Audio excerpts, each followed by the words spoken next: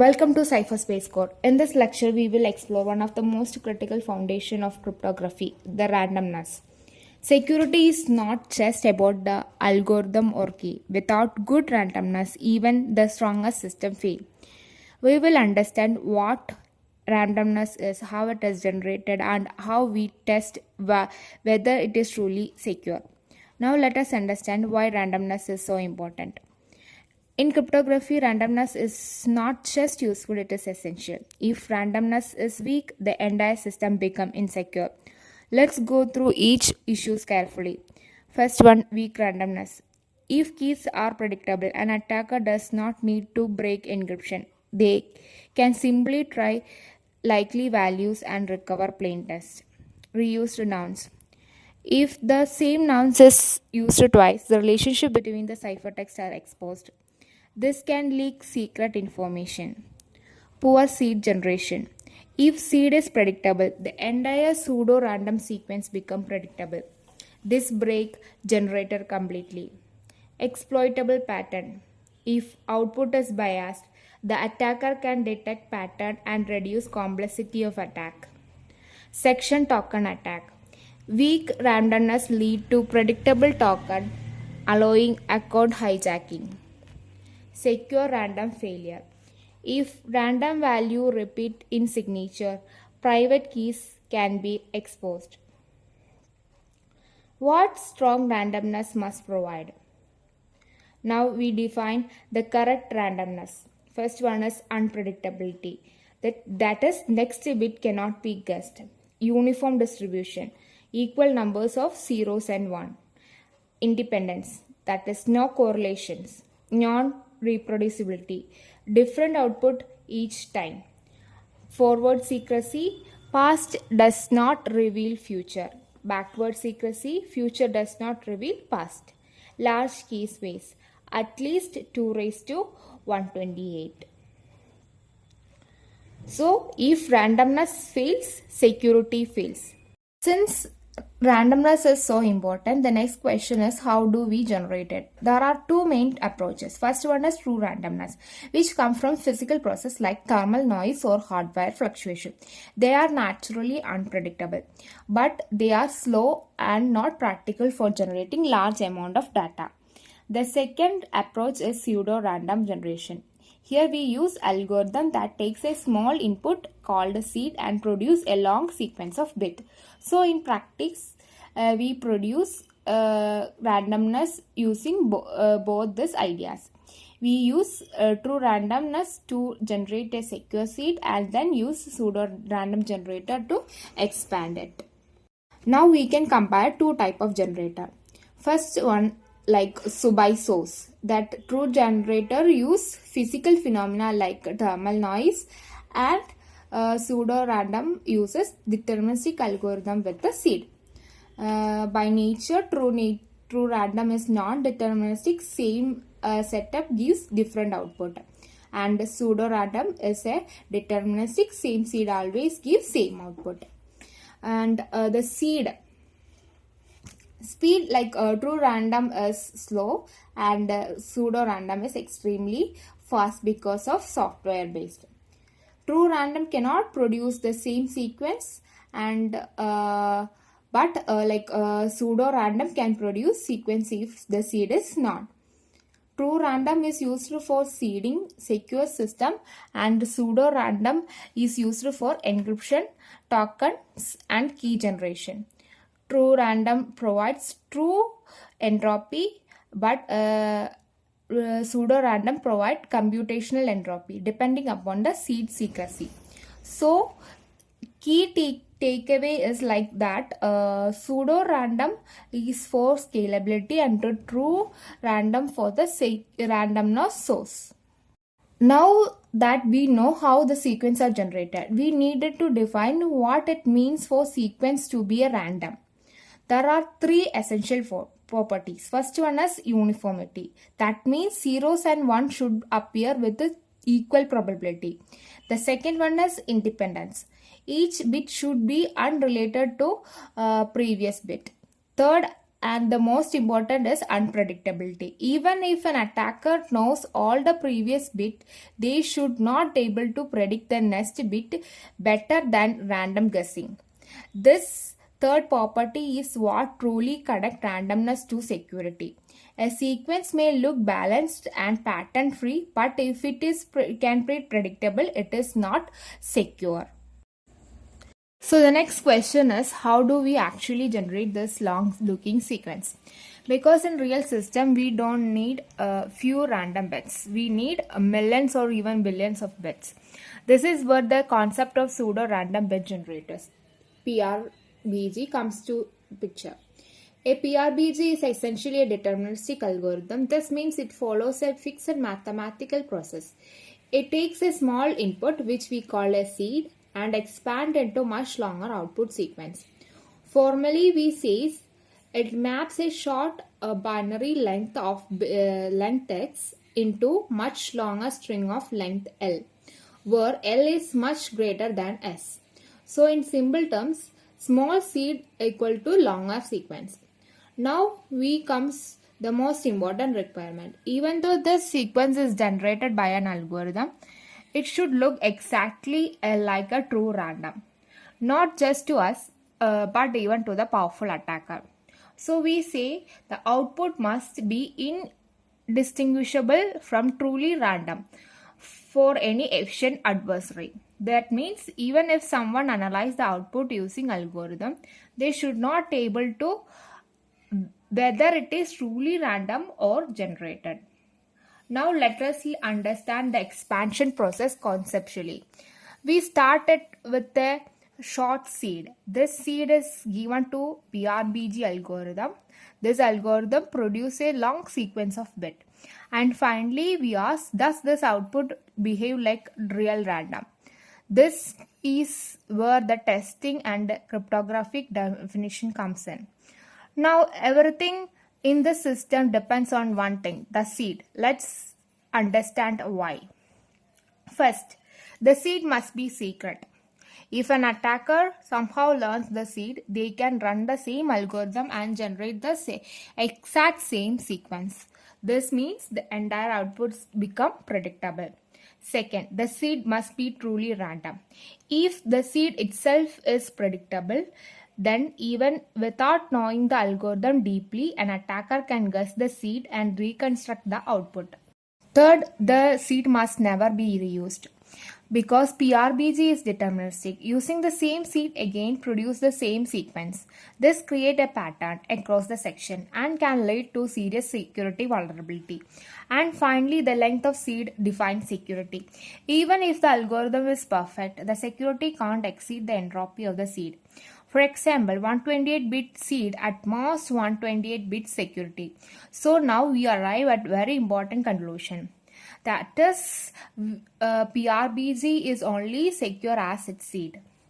And now we connect back to everything we learned earlier, that we started with the randomness and then how hard it is to generate, and now we use a small amount of true randomness to generate a large amount of pseudorandom data.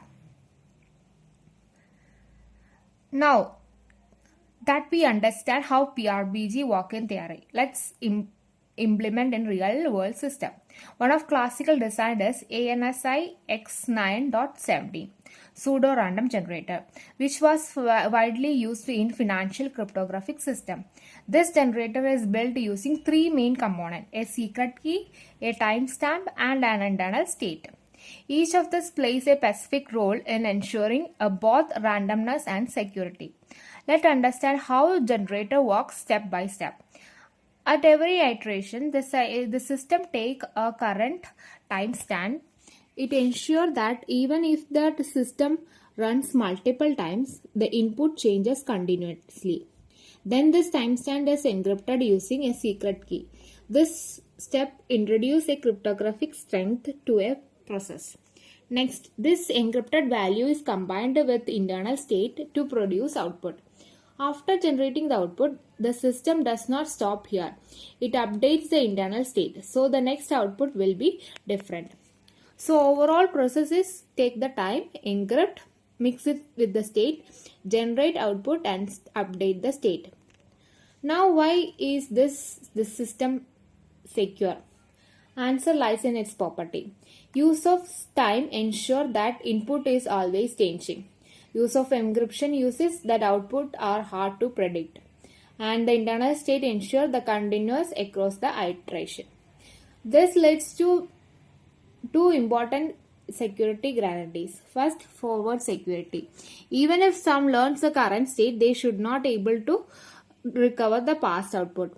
The second is backward security. If the past output are not, future output should remain secure. But remember one thing, the entire system depends upon the security of the key. If the key is compromised, the whole generator become predictable. So this design show how we combine time, state and cryptography to build a practical pseudo-random generator. Now let's look into another important generator defined in FIPS 186 standard, which is used in digital signature. Unlike the previous generator, this is the one not rely on encryption. Instead, it built using a cryptographic hash function such as SHA. The idea is simple but powerful. We start with a secret seed. This seed acts as an internal state. Then we repeatedly apply a hash function to generate the output values. Each time we produce an output, we also update the internal state, so the next output is different. Now we use hash function here. Why? Because they provide a important property, one-wayness. This means if you know the output, you cannot reverse it to find the input. Another important property is collision resistance. This ensures that two different inputs do not produce same output. Now here comes the most critical part of this slide. Digital signature system like DSA or ECDSA, this generator is used to produce a value called K. This value must be random, secret and unique for every message. If this value is reused even once, the private key can be recovered. And this is not just theory, real-world systems have failed because of this mistake. So the key lesson here is a small failure in randomness can completely break a secure system. Now we move to the next important question. We designed a generator. How do we know they are actually producing a random output? There is where the statistical test comes in. Even a perfect designed algorithm can produce a flawed output due to implementation bug, hardware failure or incorrect usage. So instead of trusting the design, we test the output itself. Testing process is based on hypothesis testing. We begin by assuming that the sequence is random. This is called a null hypothesis. Then we perform statistical analysis to see whether the data support this assumption. We compute a value called the test statistic and from that we calculate p-value. Now we make a decision. If p-value is very small, it means that observed data is likely under randomness. So we reject the hypothesis. If p-value is large, we don't reject hypothesis. But here is very important limitation. The passing the test does not prove randomness. It only means we don't find evidence against this. However, failing even one test is enough to say the sequence is not suitable for cryptographic use. Now look at one specific test called the chi-square test. This test checks whether distribution of values matches what we expect from uniform random sequence. The idea is simple. We divide the sequence into category. For example, a pair like 0, 0, 0, 1, 1, 0 and 1, 1. Then we count how often the category appears. If the sequence is truly random, each category appears roughly equally often. Next, we calculate the difference between the observed value and expected value. The difference is combined into a single number called chi-square value. Then we compare this value with a threshold from statistical table. If the value is large, it means deviation is significant. So we can conclude that sequence is not random. On the other hand, if value is small, the sequence appears consistent with the randomness. So this gives a qualitative way to detect bias in the sequence. Now we move beyond the statistical testing to a structural property of randomness sequence. Golomb's postulates describe how a sequence should behave if it is truly random-like. So first property is balance. This means that a long sequence, the number of zeros and ones should be nearly equal. The second property is runs. A run is a sequence of consecutive identical bit. In random sequence, short run occurs frequently, long run occurs less often. Third property is autocorrelation. This checks whether the sequence is similar to shifted version of itself. In random sequence, there should no such similarity. Now, here is the important part. These conditions are necessary to ensure the randomness-like behavior, but they are not sufficient for the cryptographic security. So, the sequence must satisfy all this property and still be predictable. Now, instead of relying on a single test, we use set of statistical tests. Each test checks different aspects of randomness. The frequency test check whether the zeros and ones are balanced. The run test check whether the patterns of executive bit have behaved naturally. A serial test check whether a pair of bit appears uniform. And a poker test analyze the patterns in the block of bits. And long run test checks whether extremely long sequence occurs. Each of these tests targets different weaknesses, so the sequence must pass all of them to be considered statistically random. But again, remember, even if passing all the tests does not guarantee security. Now let's connect everything we learned. We started by understanding why randomness is critical, then saw how it is generated using PRNG. We defined what makes a sequence random, and finally we tested sequence having an accepted. And this leads us to most important conclusion. A sequence may look random, it may pass all the tests, but it can still be insecure if it is predictable. So in cryptography, the randomness is not about appearance, it is all about the predictability. Thank you.